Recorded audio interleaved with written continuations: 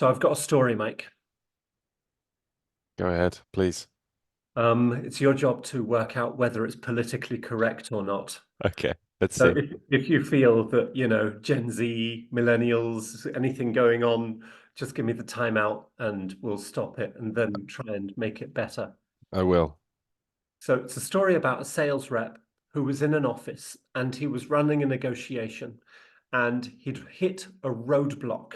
Yeah, wasn't moving forward. The customer was, digging his heels in, saying, no, way too expensive, way too expensive. He tried everything. And the salesperson's really miserable and depressed. Yeah. And he's looking around the office, and in the corner of the office, he sees this big black kind of carpet thing. And all of a sudden, it started moving. It's a dog. One of those big, fluffy, long-haired dogs. You Yeah, sure. you've got a dog, haven't you? I did have. Uh, Oh, I'm very sorry. And it starts moving. So he says, "Oh, dog, come over here." Like, you start stroking it, and the dog's giving it all of doggy like look, sad eyes and panting, And the sales rep is going, "Oh, well, what a beautiful dog! You're an amazing dog." And he's looking at the customer, and the customer's looking very stony faced. He's sitting there like that. And the sales rep says, "I didn't know you had a dog." And the customer says, "I don't have a dog." And the sales rep says, "Okay, what do you mean you don't have a dog? This is a dog." And he says, "No, it's not my dog." "Ah, you're looking after the dog."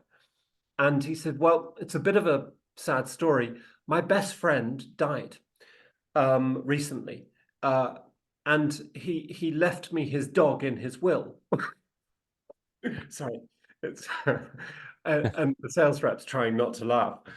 And he said, "No, that's terrible. I'm very sorry for your loss, but what do you mean he left you his dog in his will?" He says, "Well, it was kind of, we all knew he was going to die, and he had a bit of a sense of humor, and he knows that I don't like dogs, so he left me his dog because he knew I would do the right thing by the dog." And the salesperson goes, "Right. Oh, oh. So what are you going to do?" And the customer says, I don't know.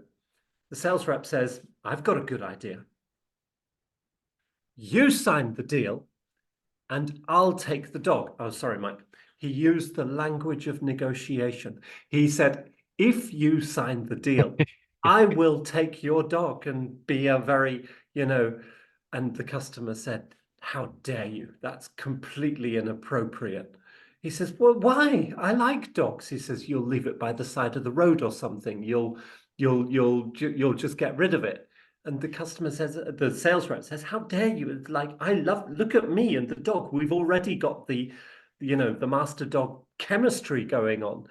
And so they came to a negotiated agreement. Yeah.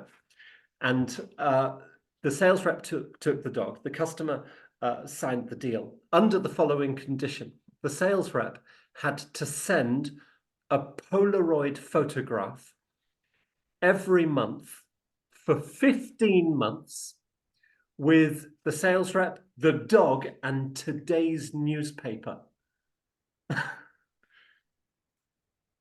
What do you reckon? Well, I think it's a great story. And but what does it tell us, Tim? Well, it tells us, look for dogs in your customers' rooms. No, it tells us, unfortunately, it tells us that the sales rep should have been prepared with Tradeables. He got very, very lucky. Yeah. Mhm. But it also tells us that Tradeables don't have to have anything to do with the scope of the deal itself. They can come really from external. You've just got to be creative and innovative enough to think of them. hmm I think it's a great story, and it absolutely illustrates the point. Yeah, for sure. So what I'm going to do is I'm just going to share my screen just to give a couple more examples of these kind of tradable ideas. So you should now see my screen. There's a lot of categories here, and some of them will be more obvious than others. So pr price is probably a part of the core negotiation, but there's a lot of things here that maybe aren't being considered in terms of areas where collaboration can be found.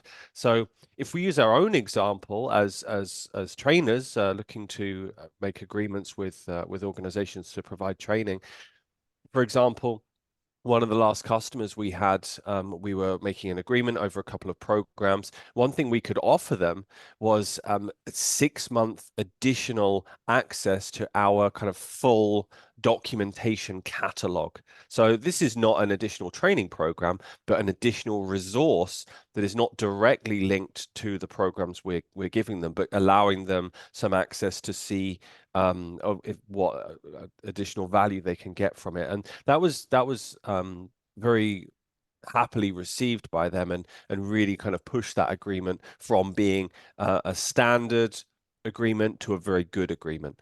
Another thing we have done in the past is joint marketing campaigns. So with different industries, sort of working together to market both ourselves and them as industry leaders was really, really interesting. So as you can see, all of these different categories are available to you, and the sky really is the limit when it comes to tradables. Yeah, another couple of things that we've seen in the past is on the pricing thing or the discounting thing has been a fixed price for a certain amount of time.